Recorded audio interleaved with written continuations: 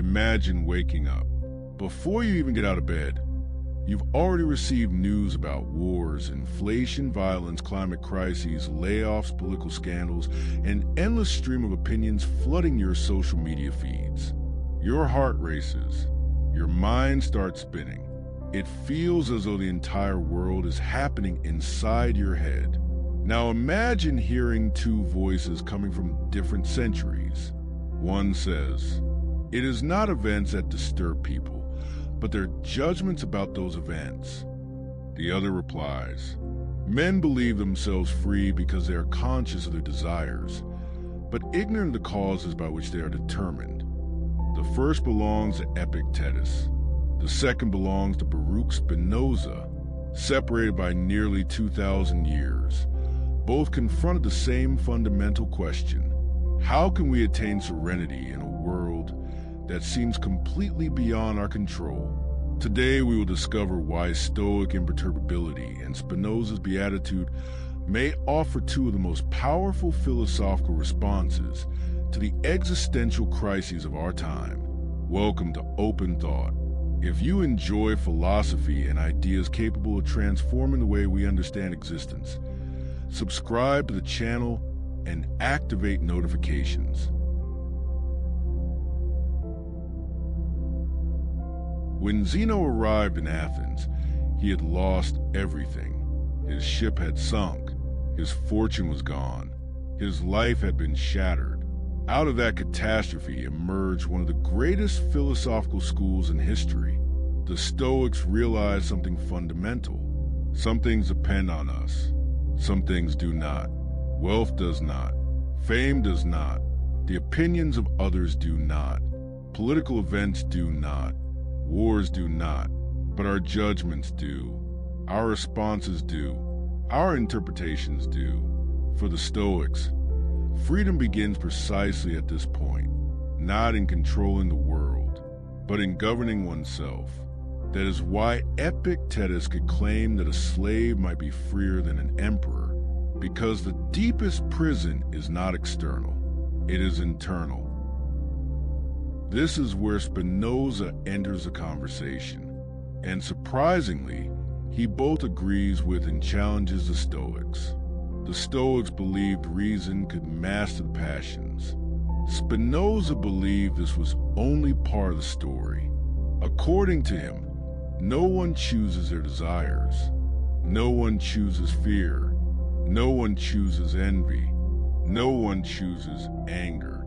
We are traversed by countless causes we do not fully understand. Thus he famously writes, "Man thinks himself free because he is conscious of his desires, but ignorant of the causes that determine them." For Spinoza, freedom does not mean absolute control over emotions. Freedom means understanding their causes. The more we understand why we feel what we feel, the less we are dragged around by those forces. Knowledge increases our power. Ignorance produces servitude. Imagine someone spending hours scrolling through social media. Every post provokes a reaction: anger, comparison, anxiety, frustration. For the Stoics, this happens because we assign excessive value to things that are ultimately indifferent. For Spinoza, it happens because we are affected by external causes that diminish our power to act. The difference is subtle. The Stoics say, correct your judgments. Spinoza says, understand the mechanisms of our affects. Yet, both arrive at the same conclusion. Human life becomes miserable when we are governed by passive emotions, when we react automatically, when we are ruled by fear, when we become prisoners of public opinion, when we outsource our happiness. Here we encounter the major distinction.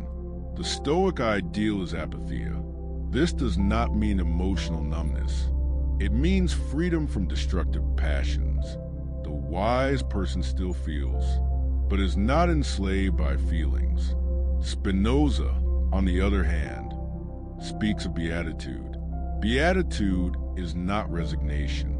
It is not conformity. It is not passivity. Beatitude is joy, but a very particular kind of joy. A joy born from understanding reality. A joy arising from the recognition that we are expressions of nature itself.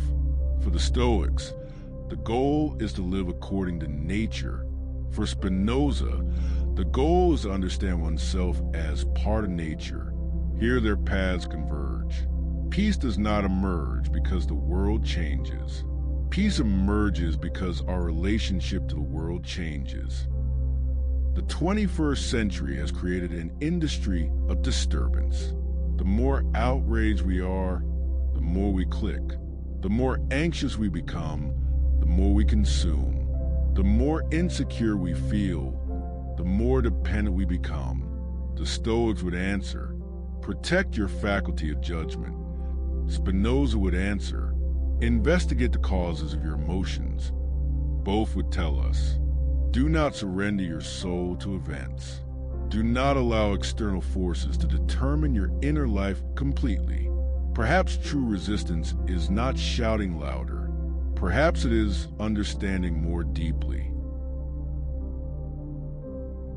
Perhaps the fundamental question is not, how can we control the world?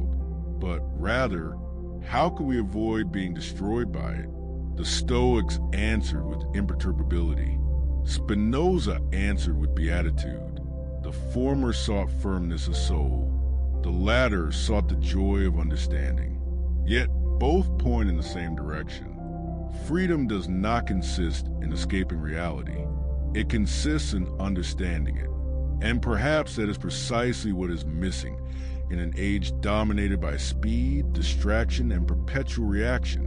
Perhaps the true revolution of our time is to recover what the ancients called wisdom. Dear thinkers, if this video sparked new reflection for you, leave a comment below. What most threatens your peace of mind today? Fear, anxiety, anger, or feeling of lacking control? And tell us, do you feel closer to the Stoics or to Spinoza? Subscribe to Open Thought, share this video, and join us on our next philosophical journey. Because thinking remains one of the deepest forms of freedom. Bye-bye.